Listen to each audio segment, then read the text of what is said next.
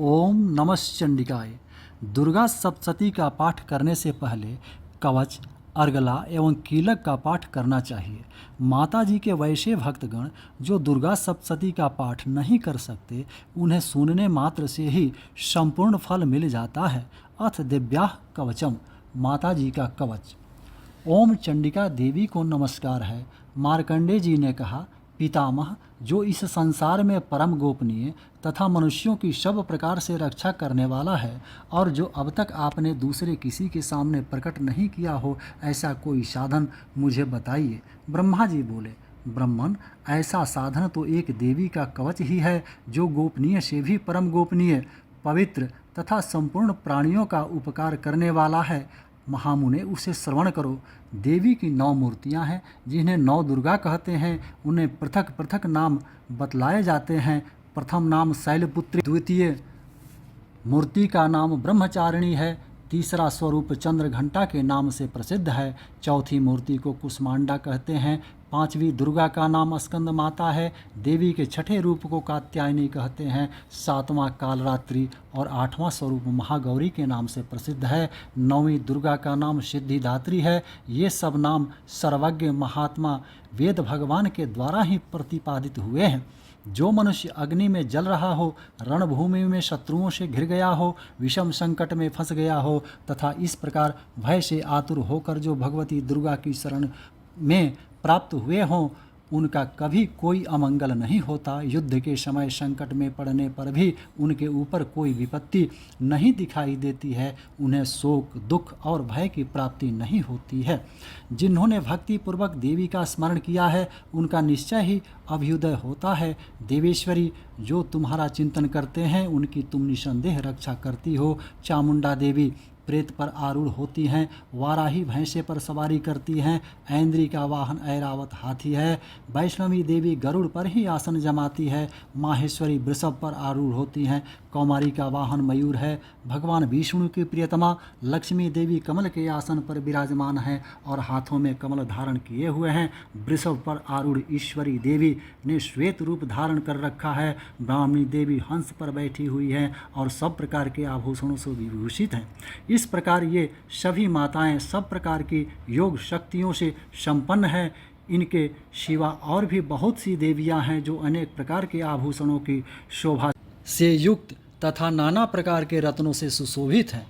ये संपूर्ण देवियां क्रोध में भरी हुई हैं और भक्तों की रक्षा के लिए रथ पर बैठी दिखाई देती हैं। ये शंख, चक्र, गदा, शक्ति, हल और मूसल, खेटक और तोमर, परशु तथा पास, कुंत और त्रिशूल एवं उत्तम सारंग, धनुष आदि अस्त्र शस्त्र अपने हाथों में धारण करती हैं। दैत्यों के शरीर का नाश करना, भक्तों को अभय दान देना और देवताओं का कल्याण करना, यही उनके शस्त्र धारण का उद्देश्य है।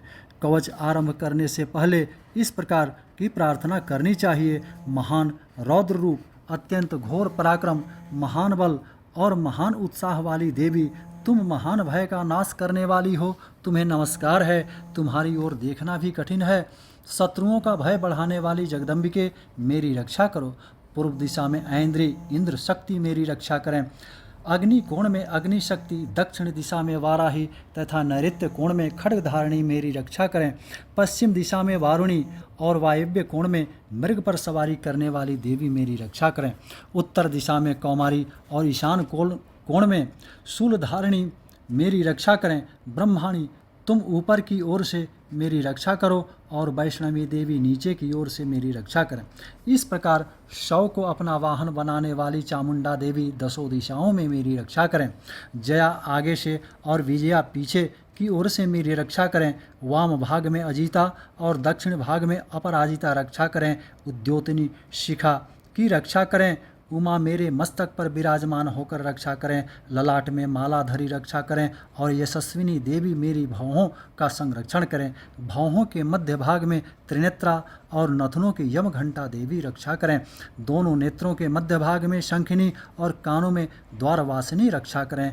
कालिका देवी कपोलों की तथा भगवती शांकरी कानों के मूल भाग की रक्षा करें। नासिका में सुगंधा और ऊपर के ओठ में चर्चिका देवी रक्षा करें। नीचे के ओठ में अमृत कला तथा जिह्वा में सरस्वती देवी रक्षा करें।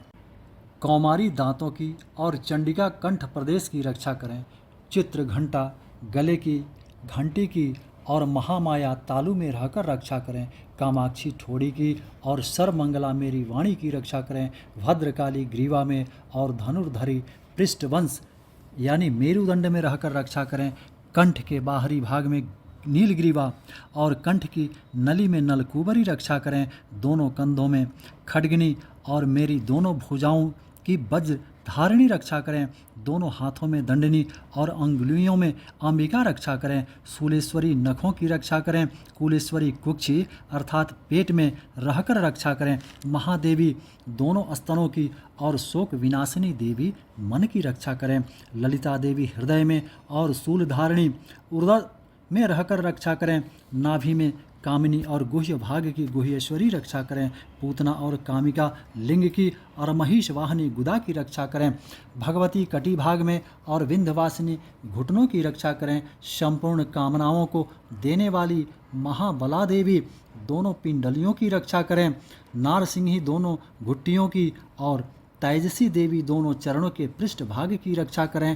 श्रीदेवी पैरों की उंगलियों में और तलवासिनी पैरों के तलुओं में रहकर रक्षा करें। अपनी दाढ़ों के कारण भयंकर दिखाई देने वाली दंष्ट्रा कराली देवी नखों की और ऊर्ध्वकेशनी देवी केशों की रक्षा करें। रोमावलियों के छिद्रों में कौवेरी और त्वचा की वागीश्वरी देवी रक्षा करें। पार्वती देवी रक्त मजा वसा मांस हड्डी और मेद की रक्षा करें। आंतों की कालरात्रि और पित्त की मुकुटेश्वरी रक्षा करें। मूलाधार आदि कमल कोषों में पद्मावती देवी और कफ में चूड़ामणि देवी स्थित होकर रक्षा करें। नख के तेज की ज्वालामुखी रक्षा करें। जिसका किसी भी अस्त्र से भेदन नहीं हो सकता, वह अभेद्या देवी शरीर की समस्त संधियों में रहकर रक्षा करें। ब्रह्माणी आप मेरे वीर्ज की रक्षा करें। क्षत्रेश्वरी छाया की तथा धर्मधारिणी देवी मेरे अहंकार मन और बुद्धि की रक्षा करें। मकरी चेचक और कोढ़ आदि उसकी संपूर्ण व्याधियां नष्ट हो जाती हैं।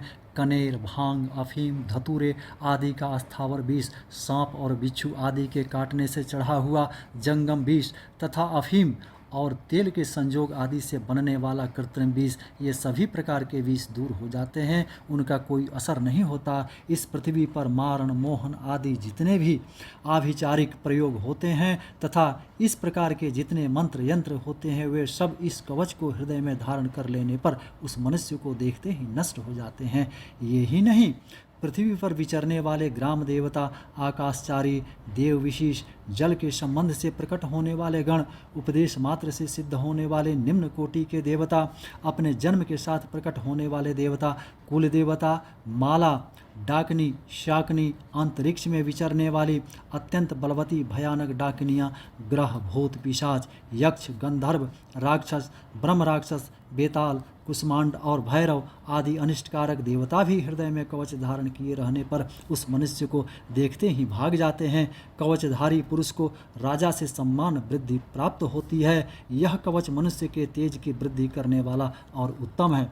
कवच का पाठ करने वाला पुरुष अपनी कीर्ति से विभूषित भूतल पर अपने सुजस के साथ साथ वृद्धि को प्राप्त होता है। जो पहले कवच का पाठ करके उसके बाद सप्तशती चंडी का पाठ करता है, उसकी